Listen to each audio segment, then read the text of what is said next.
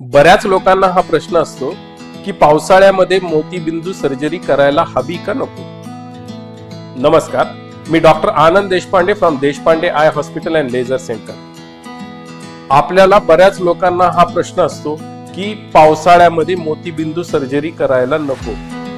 ही एक मिथ आहे आणि ही फॅक्ट कशी नाही ती मी तुम्हाला समजावून सांगेन की मोतीबिंदूची सर्जरी ही एका स्पेसिफिक ऑपरेशन थिएटर मध्ये होते। त्या ऑपरेशन थिएटर मध्ये ऑलवेज आम्ही त्या ऑपरेशन थिएटरचं टेम्परेचर आणि ह्युमिडिटी मेंटेन करत असतो, जेणेकरून कुठलेही ऑर्गॅनिझम कमीत कमी ग्रो व्हावे किंवा ऑर्गॅनिझम ग्रोच होऊ नये अशी आम्ही पद्धती केलेली असते, जेणेकरून सर्व म्हणजे तो उन्हाळा असो, पावसाळा असो किंवा हिवाळा असो, तिन्ही एन्व्हायरमेंट मध्ये त्या ऑपरेशन थिएटरचं जे काही टेम्परेचर आहे किंवा जी काही ह्युमिडिटी आहे, जी कुठलेही मायक्रो ऑर्गॅनिझम ग्रो होण्यासाठी चांगली नाही, असं एन्व्हायरमेंट आम्ही तयार केलेलं असतं ज्या ऑपरेशन मध्ये आपण ऑपरेशन थिएटर मध्ये ऑपरेशन करतो त्या।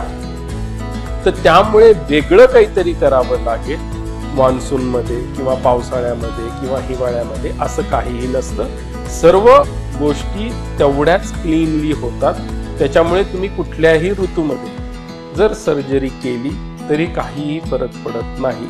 फक्त मी म्हणेन की पावसाळ्यामध्ये बऱ्याच लोकांना हा प्रश्न असतो की बाबा इनकन्व्हिनियन्स आहे, पाऊस आला हे आला, तर तो इनकन्व्हिनियन्स सोडला तर मोतीबिंदूची सर्जरी कुठल्याही ऋतूमध्ये केली तरी तेवढीच सेफ असते आणि घरी येऊन तुम्ही जर व्यवस्थित काळजी घेतली तर मोतीबिंदूच्या सर्जरीला कुठलाही ऋतू महिना नसतो।